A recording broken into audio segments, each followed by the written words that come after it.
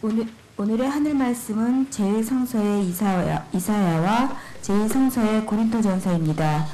먼저 이사야 49장 8절에서 16절을 읽겠습니다.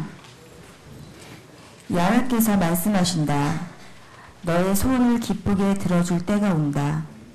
너를 도와주고 구원해 줄 날이 온다.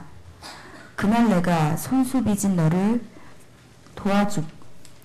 사이에 두고 나의 백성과 계약을 맺으리라. 그날 너는 쑥밭이 되었던 유산을 되찾아 나라를 재건하여라. 감옥에 갇혀있는 자들에게 일러라. 어서 나오너라. 캄캄한 곳에 웅크리고 있는 자들에게 일러라. 나와 몸을 드러내어라. 그들은 가는 길에서마다 풀을 뜯으리니 돌아가는 길가 어디든지 뜯을 풀이 있고 사는 곳에서마다 푸른 풀로 덮인 언덕을 만나리라. 그들은 결코 배고프거나 목마르지 아니하리라. 열풍에 쓰러지고 햇볕에 넘어지는 일도 없으리라. 내가 그들을 가볍게 여겨 이끌어주고 샘이 솟는 곳으로 인도해 주리라. 첩첩산 중에 길을 닦고 굽이굽이 큰 길을 도두어 주리라. 먼 곳에서 돌아가는 이 사람들을 보아라. 북에서도 서에서도 돌아가고 신족의 나라에서도 돌아간다. 하늘아 환성을 올려라. 땅아 기뻐 뛰어라. 산들아 기뻐 소리를 질러라. 야훼께서 당신의 백성을 위로하시고 그 천대받는 자들을 극진히 사랑하셨다. 야훼께서 나를 버리셨다. 나의 주께서 나를 잊으셨다고 너 시온은 말하였었지.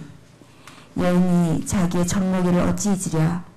자기가 낳은 아이를 어찌 가엾게 여기지 않으랴. 어미는 혹시 잊을지 몰라도 나는 결코 너를 잊지 아니하리라. 너는 나의 두 손바닥에 새겨져 있다. 이어서 고린도전서 4장 1절에서 5절 말씀을 읽겠습니다.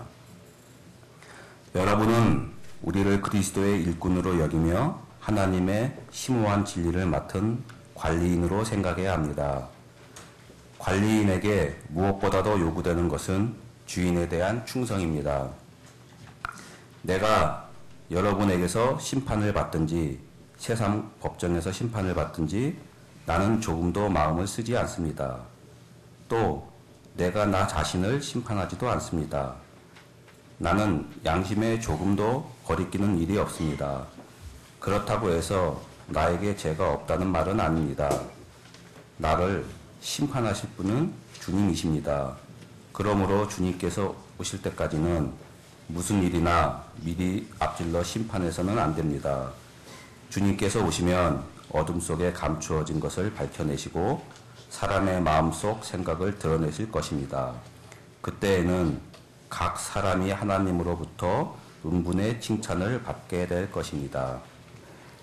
다 함께 고린도전서 4장 1절에서 2절 말씀을 읽겠습니다.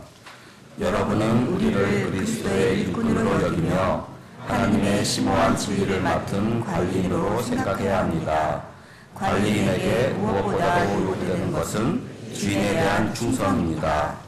이 말씀으로 귀한 깨달음과 결단이 있으시길 바랍니다.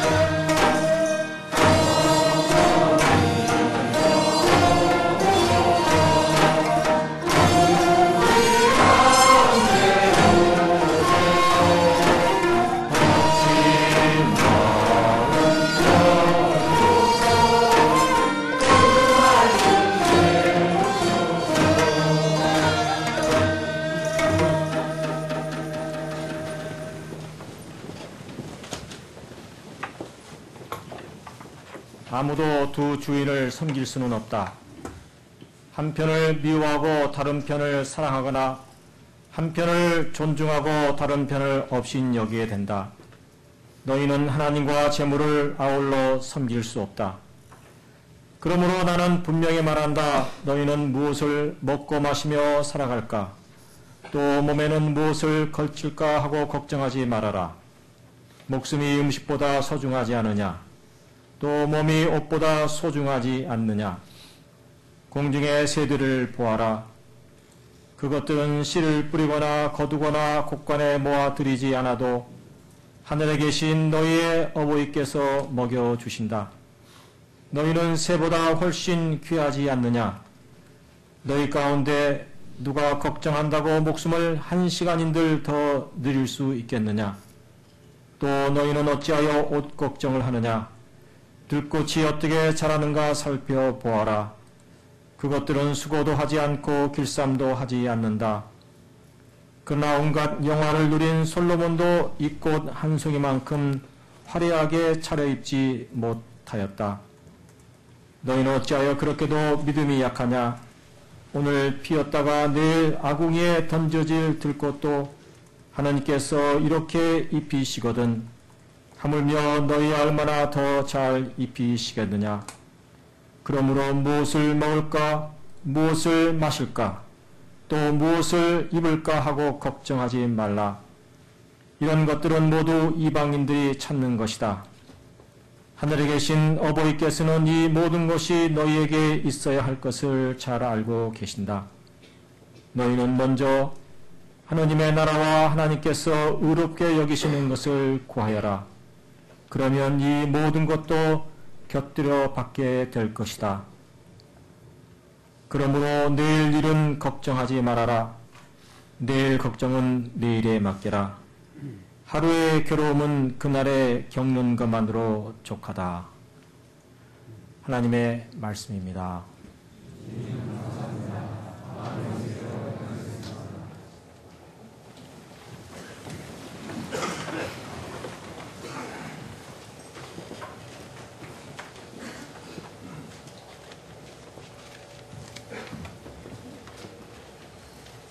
이 시간에 저희 하늘 특별기에 앞서서 먼저 평신도 하늘 특별기로 김석재 전도사님께서 짤막한 하늘 특별기를 하시겠습니다.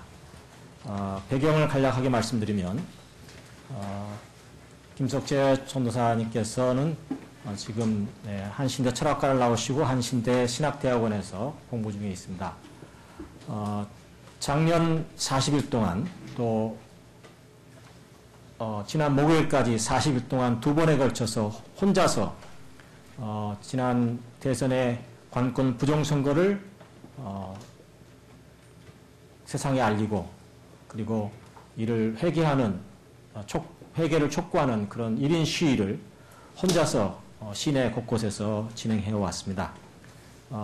지난 목요일 마지막 40일 거리 기도회 1인 시위를 마치면서 저희 교인들 한 10여 명이 함께 가서 짤막하게 광화문에서 둘러서서 기도회를 가졌는데 거기서 우리 전도사님께서 또 짤막한 설교를 해주셨는데 바로 그 설교문을 오늘 여러분들에게 읽어드릴 것입니다.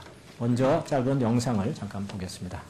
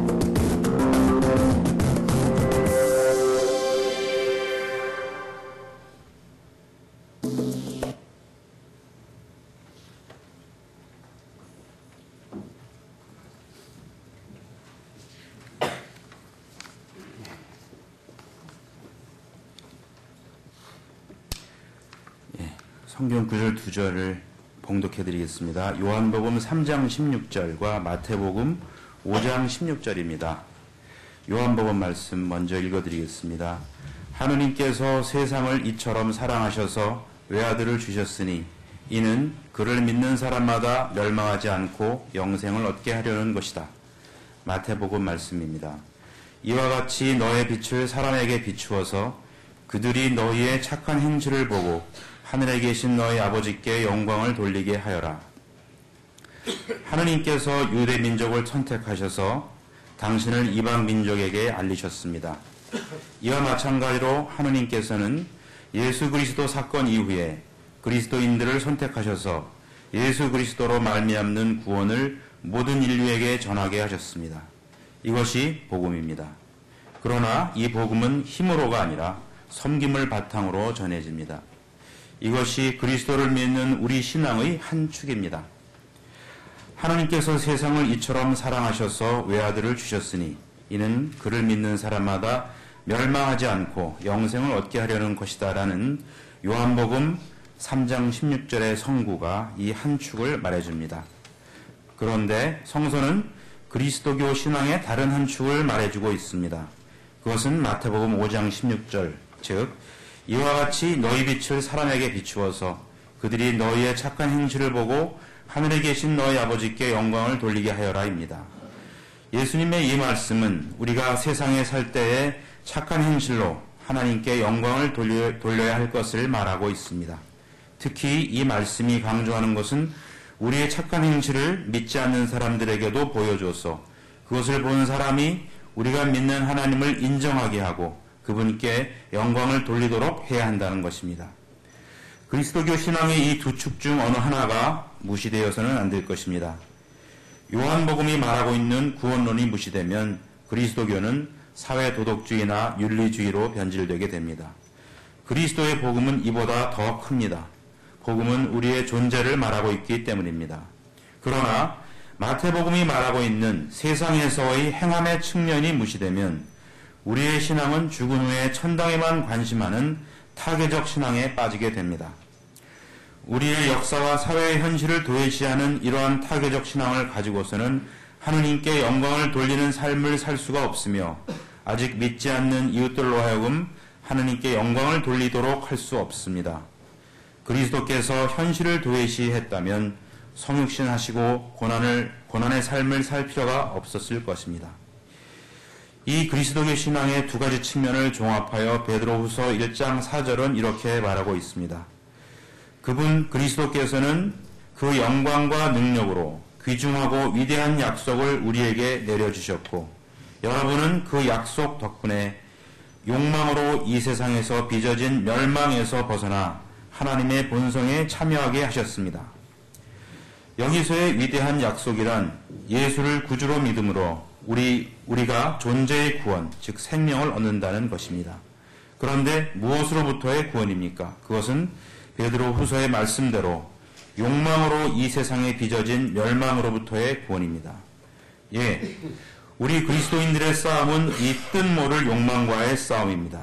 이 뜻모를 욕망이라는 베드로 후서의 말은 죄의 반복적인 언급과 겹쳐집니다. 국가의 공공조직을 동원한 부정선거를 해서라도 권력을 차지하겠다고 하는 이 뜻모를 욕망 말입니다. 이런 욕망이 이루어지게 방치하는 것은 하느님의 뜻이 아닙니다. 이러한 방치로 빚어진 구조 속에서 사람들이 신음하고 하느님 나라가 신음하게 됩니다. 우리는 그리스도의 영광과 능력에 힘입어 이런 뜻모를 욕망에 저항해야 할 것입니다. 우리는 이러한 저항으로 하느님께 영광을 돌려야 할 것입니다.